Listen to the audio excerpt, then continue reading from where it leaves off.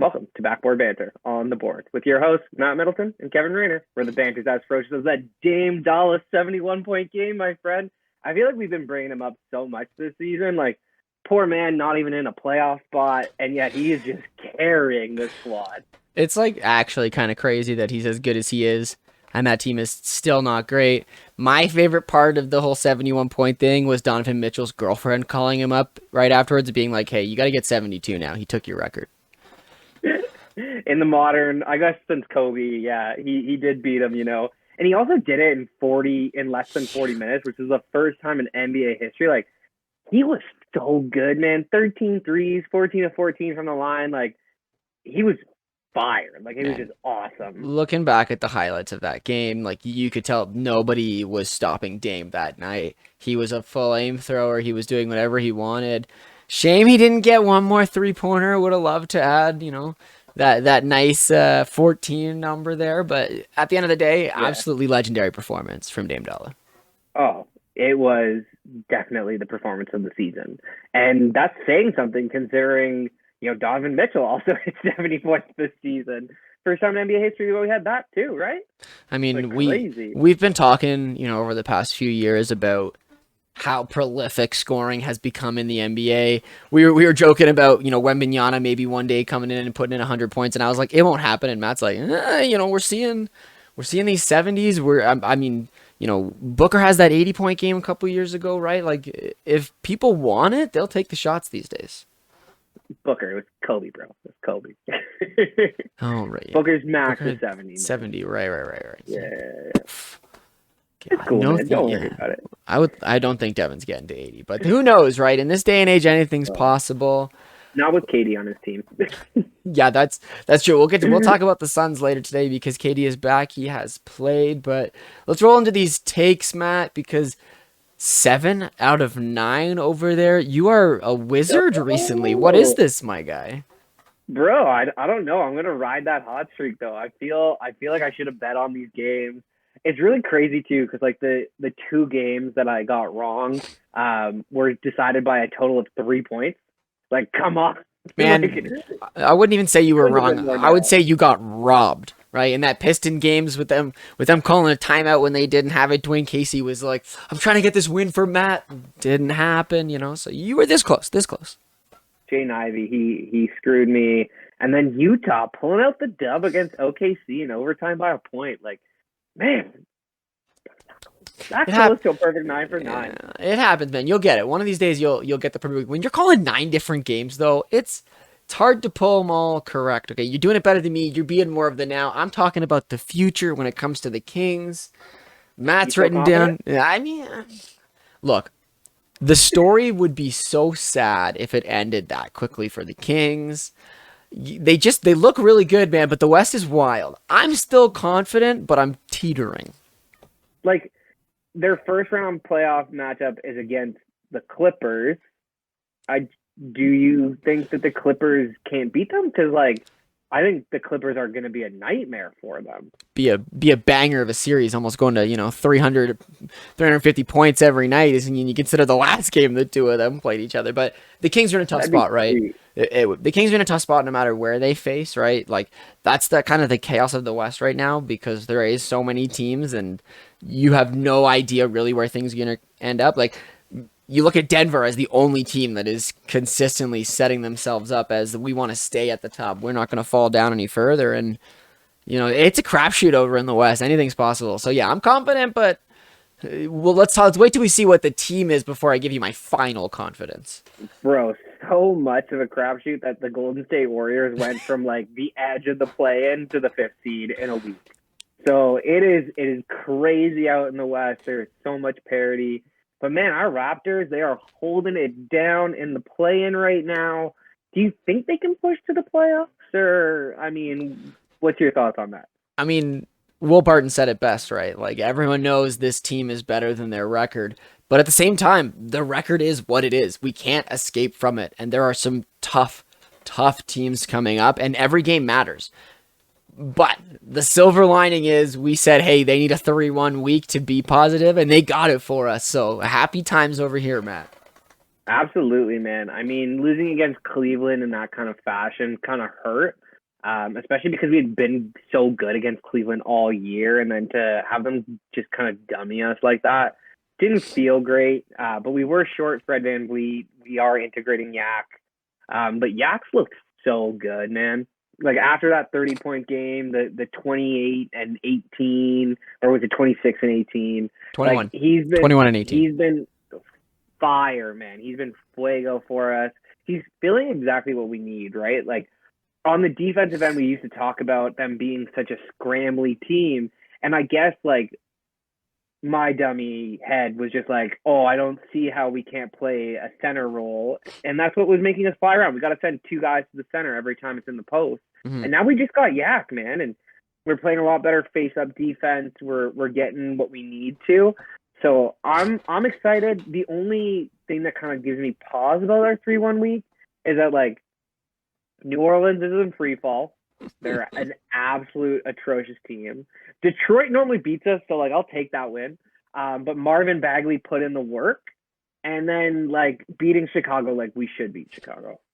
Chicago should tank, man. They should give up. The fact that Chicago waived higher aspirations Goran Dragic is also hilarious. I just had to throw that one in there. But yeah, like we should have won these games, right? Like the Pistons, man, the Pistons are the fun story now because like all season long, we always lose to the Pistons. We're getting our W's here and there, so I'm not gonna mention this, but we're doing well against the Pistons now. But yeah, Pels. Like 2-1? Dude, I don't mention it, man. We still got one more game this season. I don't want it to be 50-50. I want us to get the W. But no, like we need that W too, eh? This is what I'm talking about, right? But yeah, against the Pels, against the Bulls, against the Pistons, we should get those wins. And look, the Cavs were playing the second night of a back-to-back after beating them pretty handily in the first 3 games. It's almost a scheduled loss unless we come out, guns blazing, all cylinders firing, right? And so that's why 3-1 was the realistic situation of the week. But the boys came out, they proved themselves, and to bring up Yak really quickly, like I enjoy that. I almost don't want to talk about Yak every week because it's the same thing. It's us talking about how he's consistent, about how he's coming and done these things, and it's like, yeah, that's what we wanted out of him. He's been great for the boys, so like. You don't need to talk about him because he's doing exactly what he's supposed to do, and that's the best, like, true role player you can have on a team. Like, I'm so happy that Yak is back. No, we might have overpaid for him, but he absolutely fills a big hole on our roster, right? Like, we've talked about it all year that we needed extra shooting and that we needed an actual, 7-footer center who could stay on the court and who, was actually trusted by Nick Nurse. And now with this opportunity, it allows Koloko to go back to the G League a little bit more to get more minutes down there because you don't need him fresh for the NBA, which is really nice. It'll be great for his development, hopefully. And then next year we've got a 2-headed monster at center, right?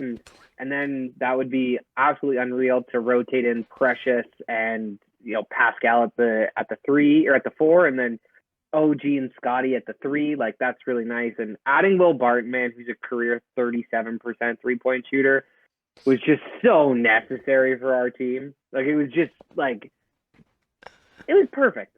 As much as people are like memeing on it because he didn't have a good time in Washington. Look, it's Washington, right? The story of that franchise over the past few years is what is the plan? What are we, right? Raptors have pretty straightforward a path ahead of them. We want to be contenders. We want to compete. We want to be, playing basketball as far into the season as we can. And, that's the right mindset that I think Will's going to enjoy coming into. And, I talked about it at the top of the pod, but to bring it up again, his comments about how everyone in the league knows how dangerous this Raptors squad is and how this record does not reflect what they can be as a team is beautiful, right? Because we as fans have felt that. Right, but all year. To have a player like Will come into the locker room now and reassure these guys and say, "Oh no, everyone is terrified of you guys. They are scared of you guys," right? And to come in and be, a player who can add, who can do things that this roster needs, like it's a win, man. It's a big win. I was pretty happy when I saw it. Bro got right into the game, man. Like I don't know how he got to Toronto so fast, but he was right in that game. He already got playing time. I think it was a perfect situation for him, not getting as many minutes out in Washington. Yeah. The guy still averaged like 7 points on 37% from 3. So like at the end of the day, it's not even like the worst kind of season, right? Like Delano Banton's having a worse season, Malachi Flynn's having a worse season, Jeff Doughton's having a worse season. So he is a huge upgrade on what we had in terms of depth at that position.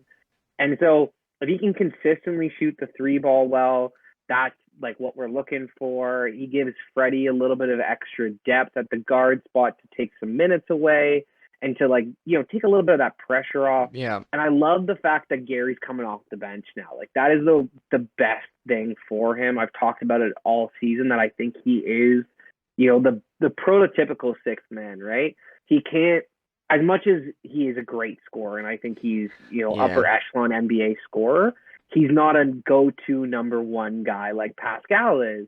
And he doesn't get as much touches on that first team. So now when you get to roll out a bench of Gary Trent Jr., Precious Achiuwa, Chris Boucher, and Will Barton and Thad Young, like that's pretty good, extra like 6 through 10. And now we've got options, we've got flexibility. We actually have shooters all the time in our lineup, right?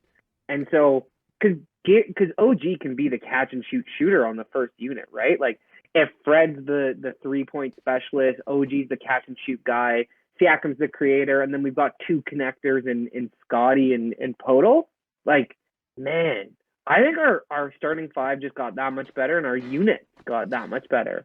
It's a happy time, right? We looked at this roster and we knew that we needed some depth, and we hoped that Malachi could do it. Jeff Doughton was playing really well defensively for a little while there, right? But at the end of the day, we do need points, we need scoring, and we need to be efficient about the way that we do it.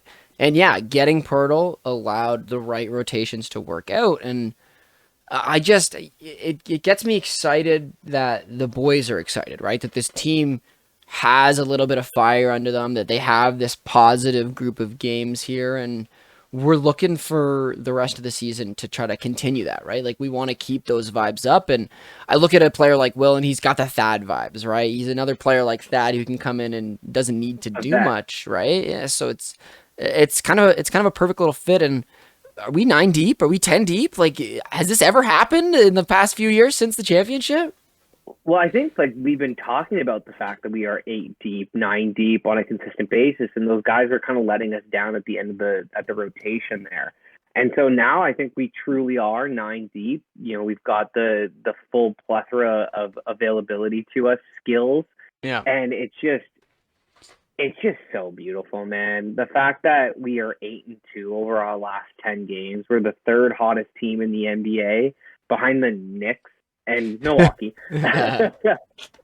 Like, it's just so good for our confidence. And you can see when the guys talk about having a true 7-footer who can actually play against the centers, who can actually hold down the paint. Like, you see relief on their face. Like, when Freddie's asked about Yak and what kind of presence he brings, especially when they're playing a team like Chicago who's got 2 7-footers in Vucevic and Drummond, he like chuckling. He's like, "Man, life used to suck so much when we didn't have this guy." Like we all love Koloko, but he's only getting like 15 minutes a game. Like for the rest of the time, you got to send 2 players at the center, and it just stretches out the defense. Everybody has a little bit more energy for the end of the game. Think about Scotty, being able to have his legs at the end of games now because he's not fighting against bigger guys playing that role. It's just, he's helped slot our roster where it needs to be, and that's just the best part for me, man. I can't believe that we actually have a chance at maybe doing some damage. Like, it's crazy. I would want a rematch with Philadelphia, and the fact that we have a true 7-footer to throw at Joel, and the fact that Scotty in game 1, if he didn't get hurt, was about to have a 20-point triple-double. Yeah. Like, I think that's when it comes, I think Scotty's going to take over. It's crazy how well Yak fits, right? And, I was watching this week's episode of Open Gym. I don't think you watch Open Gym. But it was great watching Yak just like walk around the facilities, dap up all the staff members. And my favorite part was, the right before the first practice, everyone's coming together and nurse goes, Yak, yo, go ahead and introduce himself. And he goes, "What, y'all don't know me? I'm Jakob Poeltl. I'm a Toronto Raptor. Let's go." And I was like, Yeah. let's go. I was so amped because like that's the vibe that we're looking for, right? And you can see this team kind of flip a coin and turn a corner now because they have the ability to trust in a player like Yak to do things where before, whether it was sending two guys or whether it was two guys feeling like they both needed to be the rotator, we were struggling. We were struggling, and a team with this much talent should not be struggling defensively in the way that they were. And so, like, I don't need to talk more about Yak. He's the perfect fit, and yeah, maybe we did overpay for him, but the Yak is back, and the team has been cruising. And yes, we did have to give up Bo Cruz to get Will Barton. We haven't brought up Wancho, but at the end of the day, he was a 6'9" player that isn't going to fit when we don't need as many of them anymore. At the end of the day, man, his minutes are gone. Like when you have Yak, when you add Will, if they're just gone. And I loved what he brought, and I thought that he was again one of the more unselfish players on our team, which we really needed. Yeah. Right, like we really need some guys to kind of take a step back to be role players. You need guys to fit in, and he did that perfectly, and he did it almost to a fault sometimes. Passing up good open looks that he probably should have taken. But hey, you know what? We did allow him the ability to sign still with a EuroLeague team. I think there was like a day. I think that's why we cut him so quick. And so if he can go back to Euro basketball and sign with a good team and play some meaningful minutes, like that's really what he needs. Because riding our bench isn't great for him. And that's it. I'm adding him to the list of Raptors that I was a big fan of that never really did anything. Bismack Biyombo, Utah Watanabe. Oh, Utah, my boy. But yeah, so we'll miss the hustle. I was gonna think I could add him, Rondé Hollis Jefferson. The legend, Absolutely. right? Like there's all these players that come in and they have these little effects on. Yo, what a legend, Pat McCaw. Yeah, so we appreciated him. We appreciated Wancho while he was here. He was here for a good time, not a long time. And positivity, man. Like, what else you want to talk about with the Raptors right now? Because besides looking ahead, like we're just rinsing and repeating week in, week out. I think the fact that we're 8-2, man, we needed that stretch because we have the hardest part of our schedule coming up. Out of the 19 games we have left, 7 are against the top 4 teams in the NBA. Yeah. And that is going to be a great test for us to really prove that we do belong in the playoffs. We can go 4-3, 5-2 in those games, which would be kind of wild to me if we did. I feel really great about our chances going into the playoffs and the play-in. If we don't, we'll probably just hang on to that play-in spot.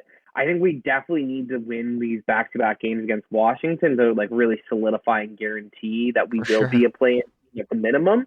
But I'm looking at this week, 2-2 week at the minimum. I would love a 3-1 week.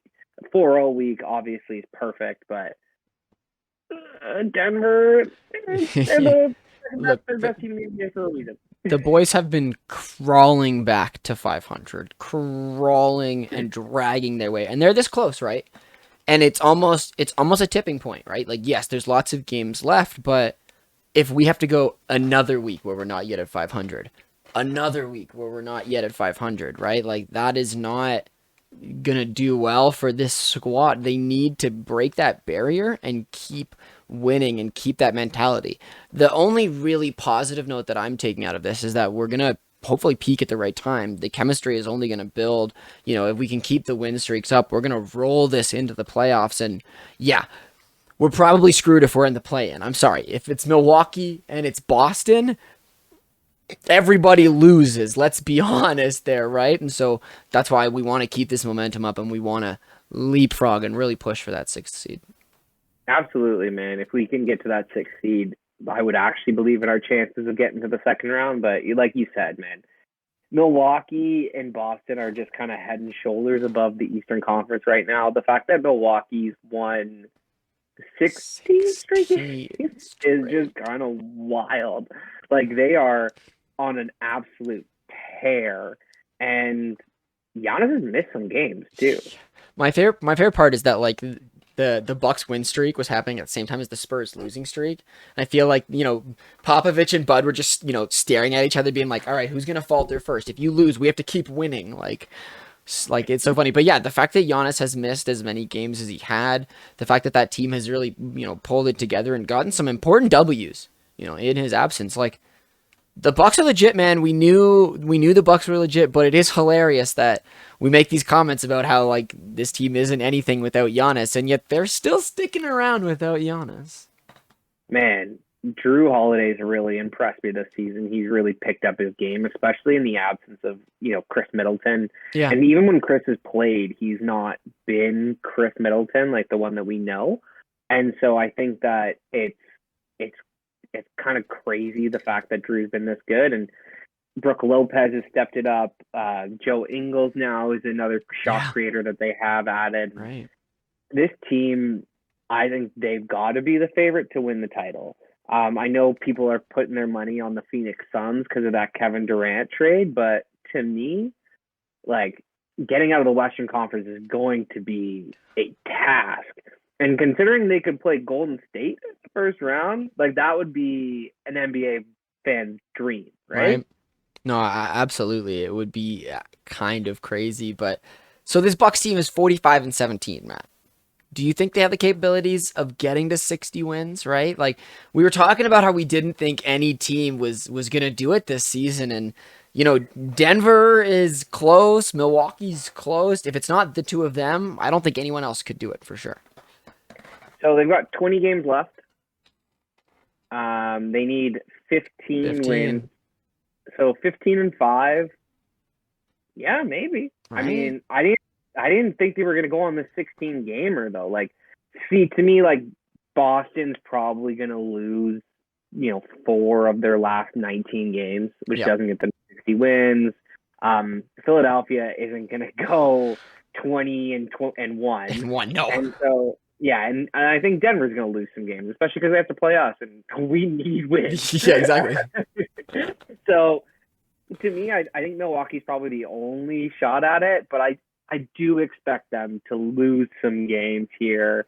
If they get to 60 wins, look out, because that means that they have been on an absolute tear. Seriously. And so their playoff run could be magical. And again, if the Raptors don't win, I'm probably rooting for Giannis. Right? I mean, I look at this team and, 20 games, they're at least getting 10. So they're going to be on the other side of 55 for sure. But can they get to 60, right? That's the battle that we're going to see this season. I personally would love if the season ends with no 60 win teams, just because of the conversation that we've had and just like the interesting, historical significance of it. But also, like, it would be great if Giannis gets to 60 and Jokic doesn't, and then it's like also the conversation of the MVP. But I don't want to get into the MVP conversation because that would lead Matt in way too many directions. Bro, it just like makes me so upset that this, like, the criteria moves for Jokic. I get it, his per is unbelievable, and he is averaging a triple-double, and they're the first seed in the Western Conference. But, like, this is probably the first year he deserves it. So, like, can we give it to a different player because he's already won 2? Like, he's already won 2, man. And he hasn't even gotten out of the second round since he's been winning MVP. So, for me, like, it's got to be – I would even give it to Embiid as much as I hate Embiid. And I hate Embiid. Like, I was watching the clip from earlier this season where he trucked Giannis, but like, in the chest, and Giannis, like, kind of knocked him, and he flopped. Like, it was so bad. Like, you watching him flop is so funny because he, like, stumbles, and then you can see him kick his own legs out from underneath himself. You're like, man, you're too big to be doing this. Like, you're gonna hurt people. And he already did. He did. We've seen it in the past. So, it's too crazy. All right, can we flip to talking about LeBron now? Because my phone just dinged me, and it's official. He's gonna be out at least 3 weeks with a tendon injury in his foot. Oh, so I thought it was 2, man. Yeah, this is why I think it's time we talk about LeBron and the Lakers now, because he is LeBroken. He is definitely not going to be playing for a little bit. Not good, man. That is really not good. When he went down, I kind of liked the conversation that he was having with Pat Mahomes on the side. Did you see that? he's like, "Oh, you're not the only one who plays a messed up ankle," and then he goes on to like really hurt himself, which is not great. No. Apparently, he's had this injury since like December, late December, early January. And they made the decision to keep playing on it because obviously the Lakers need him. Like Yeah. without him, they have zero shot at anything. Dang.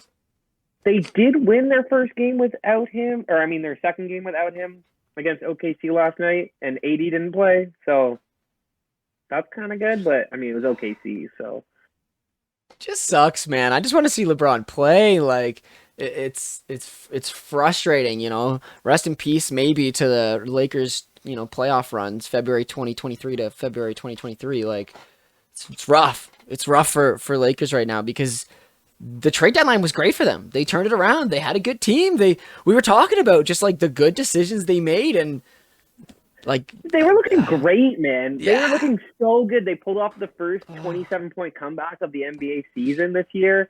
You know, they have the shooting now. They didn't shoot very well at the start of that game. They ended up shooting okay throughout the rest of it. And LeBron and AD, like, they're the best pair when healthy in the NBA. Like, when healthy, over everybody, it's the two of them.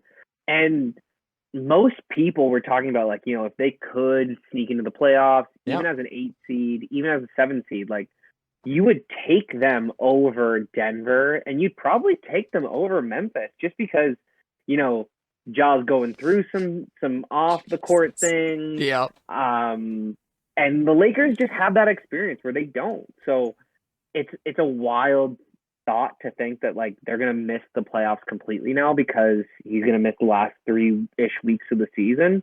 And like that's just the story of his time in LA though, right? Like when was the last time he and AD played more than a month together Yeah. fully healthy, you know?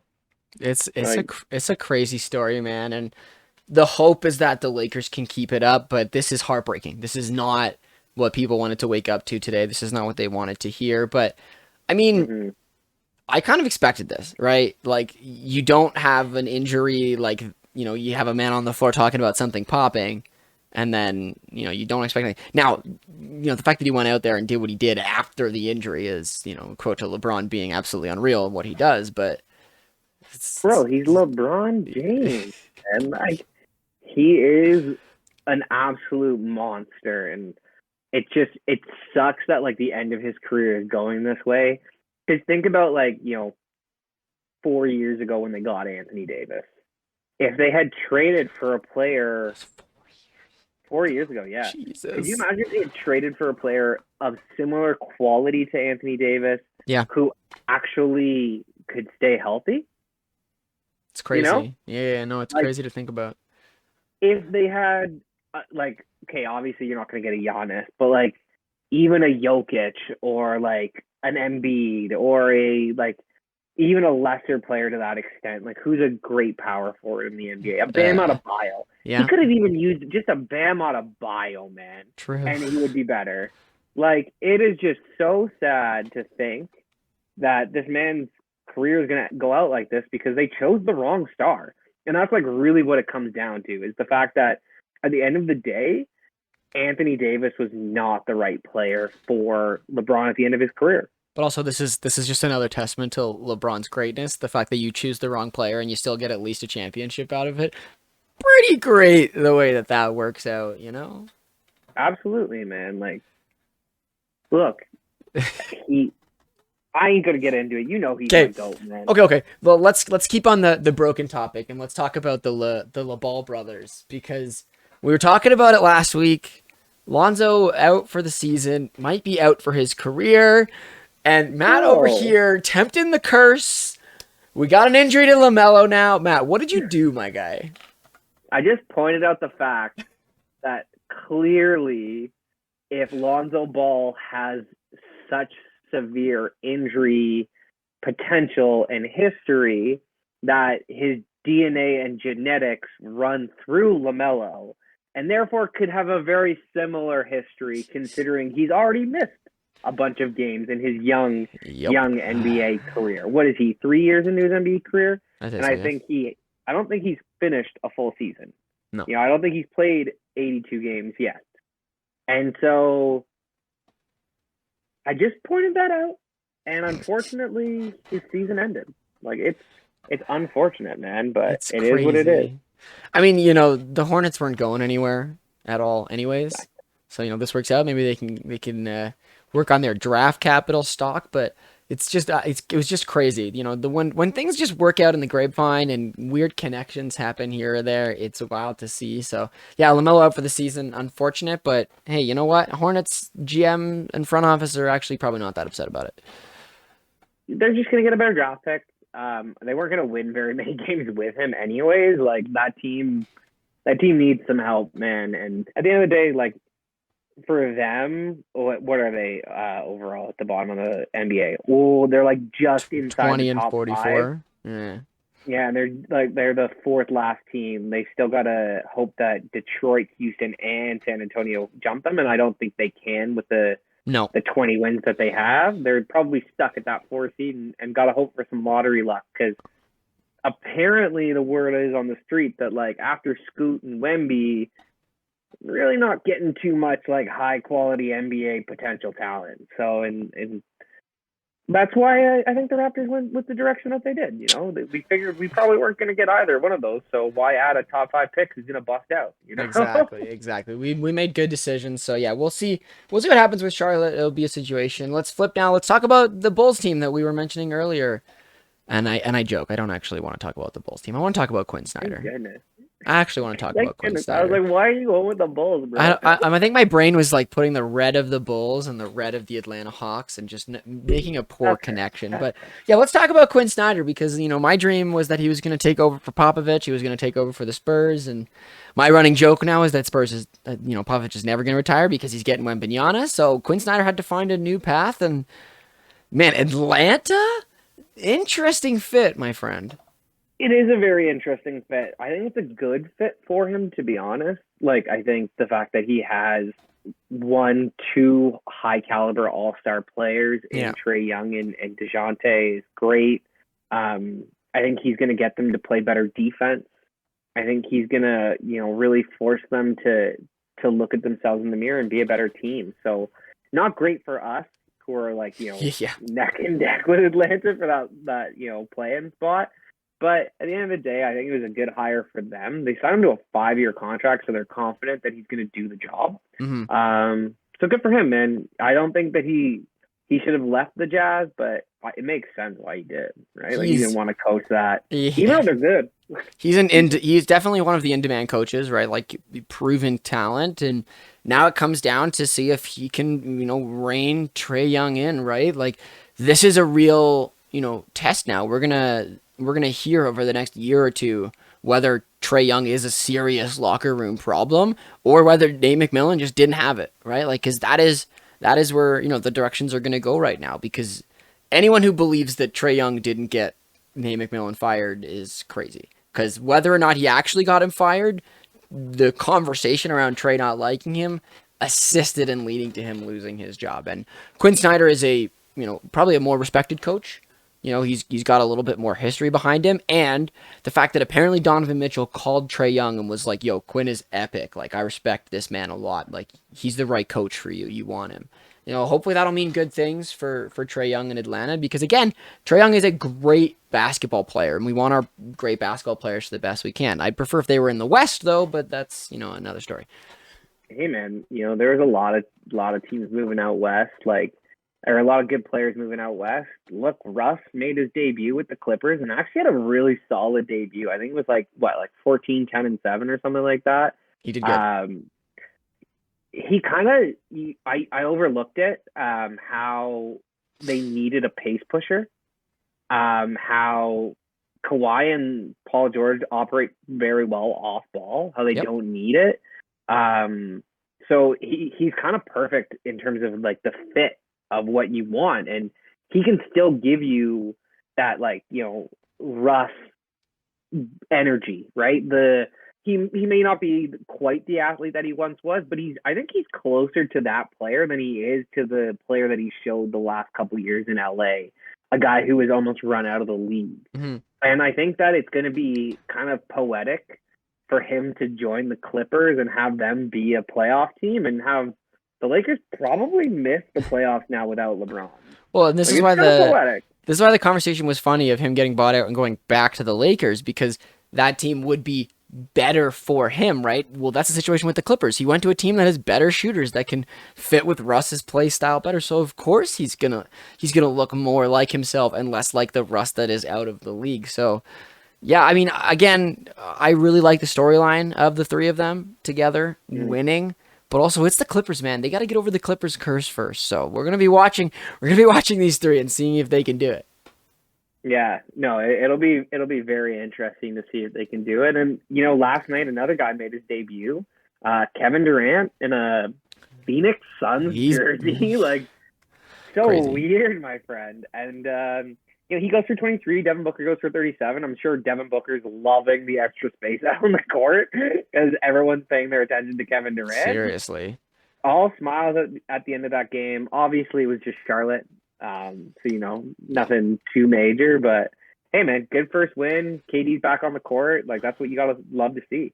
They're a contender, right? They are a contender at this point in time. You see Katie healthy. You think about, like, yeah, we saw Booker getting those Bro. points, but you just expand on it and you keep thinking about what that does for him as a playmaker. Like, yeah, like anyone who thinks this team isn't a contender is not very bright right now. Like, they're at the fourth seed. I'm scared because they're probably gonna jump over the Kings and take my old take of Kings staying third out of the way. So I can cry over here, but they're good, man. They just I don't, are. I don't know, man. Your Kings can keep winning in the regular season. It's the Let's hope. playoffs that I'm really nervous about them because they play no defense. But I think like last night's game really showed you how perfect Kevin Durant kind of is for this organization, right? Like you get DeAndre Ayton, who's 7 of 10, has 16 and 16. You Yeah. get Chris Ball, who puts up 2 points, 2 rebounds, but 11 assists. Like, because he doesn't need to score, he's just giving the ball off to Kevin Durant and Devin Booker. And he's like, Yep. "Yo, boys, go to work." Like, it's all you. Like, I think it just fits so well for them. It was just perfect, man. He is the lethal money sniper, the Slim Reaper, and he is coming for the teams in the Western Conference. And considering, like, who's above them in the standings, when you look at Sacramento, when you look Yeah. at, Memphis and Denver, none of them have done it before. None of them have proven anything. So it's probably one of his best shots to get to the NBA Finals out of the Western Conference, That's true, yeah. without the Golden State Warriors in a while. So It's crazy to think about how much parity there is in the West. And not even just parity, but just the amount of teams, right? The number of teams that have enough talent to be able to compete at least out of the first round is insane right now. I'm hoping that everybody just stays healthy because, like, we're looking for some banger playoff matchups, man. Well, absolutely, man. Like that Sacramento Clippers game, if that was anything to indicate what that series could be like, that would be a great series. Phoenix, Golden State, like KD going back to Golden State after they're the defending champions, like that would be awesome. Ja versus Luca or Ja versus Ja maybe versus Minnesota. anyone since he's apparently Yeah, good in the West, right? yeah. And then like somehow, let's say the Lakers sneak in at number 8, like LeBron outing Joker in the first round would be wild. Yeah, it's. Could you imagine he takes out the reigning 3-time back-to-back MVP like at 38 years old, like on a broken body and a broken team, Yep. like that's GOAT stuff right and there, and the man. fact that we believe that he can do it too is why it's goat stuff. But yeah, the conversation which you slightly brought up there is the fact that Jokic has to do something, especially if he gets 3 MVPs, and when they're this good and they'll have the first seed, barring LeBron coming in, that's the best chance you're gonna get. Absolutely, man. And you said it's wild that that there's a potential and people think that. It's not that people think that. People expect that, right? Like they expect him to make the 8th seed if he was healthy at least, and Yeah, they expect him to out the Denver Nuggets. So like it's crazy to me that like that's why he's the GOAT. Those are the minimum expectations for a player in year 20 at 38 years old. Like, what are we doing here? MJ was being bad on the Wizards. Okay, like, He's being pretty good on sorry, a bad Wizards team. bro, But pretty good. The man averaged like 20 points a game. Okay, let's on not let's super not inefficient let's not shooting. bring this. Let's not get LeBron into is a debate here. averaging 38 and 8. Let's go, man. Look, Like, nobody on the other side of 35 can compare LeBron. It's just a fact, right? We don't need to get into that debate, my friend. That's a absolutely, whole man. nother time. So, where do you want to go? What else you got this week, my friend? I don't know, man. I think we covered it pretty well. I think, there's some middling play-in teams. The New Orleans Pelicans free fall has got me just It in hurts. some kind of way, man. Like, they were the 2 seed. They were even the number 1 seed for a little bit. Like, It's God. it's crazy to think about the free fall of this Pelican squad, and the fact that like we don't really know what's happening with Zion. We don't really know when he's Yo, coming man. back at all. It's like it's It's tough, so sad. man. Man, he could have the greatest NBA career if he was just healthy. Because he walked into this league and was a easy 25, 8-3 kind of player immediately. Like, could you imagine if he had just stayed healthy? You know, it's the craziness of the sport, right? And we have to always take that into account. You always have to be ready for it. It's why playoff basketball is so exciting, because you never know who's going down. You don't know what it's going to take for you to get from point A to point B. And we're in that point of the season where, we've had a little bit of excitement from All-Star break. We've had a little bit of excitement with teams changing up, but most of the NBA fans right now really wish they could have a clicker that could push the fast forward button, as long as their team's in the playoffs, of course. But we want to get to that good basketball, that's for sure. I don't know, man. Like, the last week of the season is kind of fun, especially with like playoff teams jockeying, play-in teams now jockeying. You want to stay out of the play-in, so there's a lot more things to watch. It's really cool. I'm just like, again, our last 3 games could not be more difficult. Back to back against Boston in Boston, and then to play Milwaukee. Like, Yes. Can we end the season a little bit easier, please? But Like, especially for a team that's hanging on here. Like, I wish that we were like the 4th seed, and then like losing those 3 games bumped us to the 5th seed, and I'd be like, okay, whatever. It's not a big deal.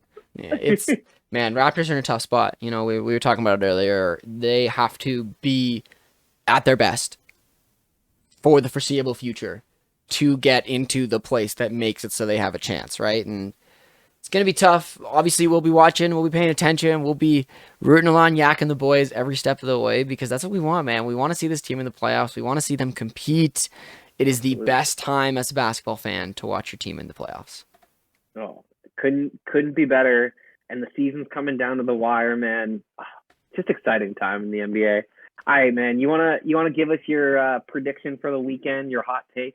So Matt's been talking about teams winning so much, and he's been getting all these right wins. I thought I'd take it on to the other side of the spectrum. So I was like, Rockets and Spurs, the 2 like losingest teams right now. They've got a back-to-back this weekend. The NBA needs to have executives, cops on standby, because there's no way that Popovich and Steven Silas didn't get in a room and go, hey, we got to trade games this weekend. We'll both take a win. We'll both take a loss. We'll do it for the tank. It's going to be a split, man. They play back-to-back games. They're going to have a trade of wins. Man, if I was Popovich, I'd tell him that we'd trade wins, and then I'd really try to take hard in the second game just so that they pass me in the standings. Got to get them Victor Wembanyama odds up, Oh man, and Popovich has to get Wemby just so that we can see 20 years from now them like rolling Popovich onto a court in a wheelchair. We need that as NBA fans. Oh man, that'd be wild. All right, well, I'm gonna go with you talk about my winning teams. The Milwaukee Bucks on a 16-game winner. They play Philadelphia tonight. I think it ends. I think Joel Embiid, he's really trying to make that last-second push for the MVP, and he might have gotten robbed last year, and he's probably gonna not win it this year because the Joker. And I just think that he's gonna beat them. I think 16 games is enough. Well, and it's funny you bring it up. It's funny you bring it up too, because like Joel Embiid is like the ultimate like I want to prove myself type of player in games, and I think leading down to the end of last season, we had a game between Joel and Jokic, and Joel took it serious and like destroyed Jokic. Jokic still walked away with the MVP. So I think Joel is still a little salty. So I think any opportunity where he can, make another MVP candidate sit down, he's going to take advantage of it. No, absolutely, man. I think Embiid really wants at least one MVP award, and I think he knows these are his prime years. The man's leading the NBA in scoring again, or he's like right there with Luka at the top. Oh, he's dropped off just behind Luka a little bit. Yes, but, Luka. Hey, man, we didn't even mention the fact that Luka and Kyrie are 1-4 as a pairing, and the only win they got against the 16 winless Spurs. Like, jeez. We'll have to talk it in the future because the conversation of whether Luka can have a true all-star beside him is starting to peak up. So we'll put that one on the back burner for a few weeks from now. Perfect, man. Well, I think you're good to wrap us up then. Awesome. Well, thanks everybody for being here. Follow us on Twitter and Facebook at The Board Sports. Like, subscribe, give us that thumbs up, and check out theboardsports.net for new episodes and blog posts. And we'll talk to you next time.